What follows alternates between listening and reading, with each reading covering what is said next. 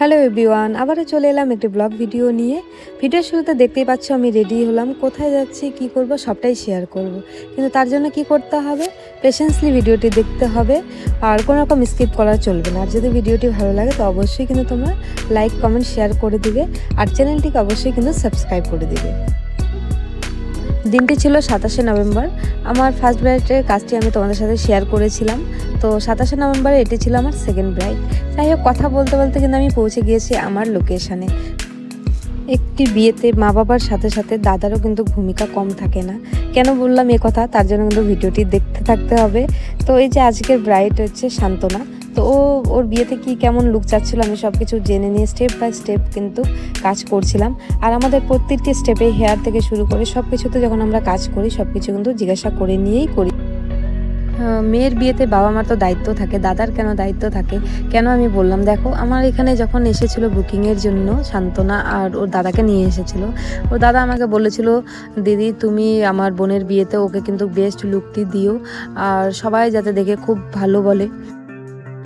এত কম বয়সে ভাইটিকে ওর বোনের বিয়েতে এত দায়িত্ব নিতে দেখে আমার ভীষণ ভালো লেগেছিল। মনে কোথাও না কোথাও জায়গা করে নিয়েছিল যে এত সুন্দর, এত কম বয়সে এত কিছু বুঝছে, এত দায়িত্ব পালন করছে। সত্যি ওকে প্রশংসার যোগ্য মনে হচ্ছে আমার।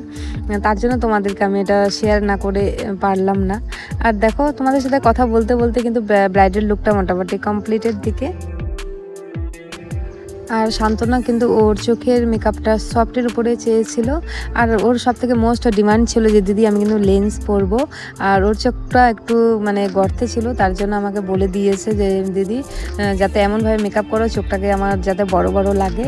আর আইব্রোটা সুন্দর করে ডিফাইন করতে বলেছিল। তো আমি ও যেমন বলেছিল টোটালটাই আমি চিন্তা ভাবনা করে নিয়ে কাজটা করছি। এই তো দেখো ওর টোটাল লুকটা কমপ্লিট হয়ে গেল। আর সান্তনার কিন্তু এই লুকটি ভীষণ ভালো লেগেছিলো। বিয়ের সাজে সান্তনাকে সত্যি রানীর মতো লাগছে, একটি লক্ষ্মী প্রতিমার মতো লাগছিল। তারপর জানবো যে দাদার কেমন লেগেছে।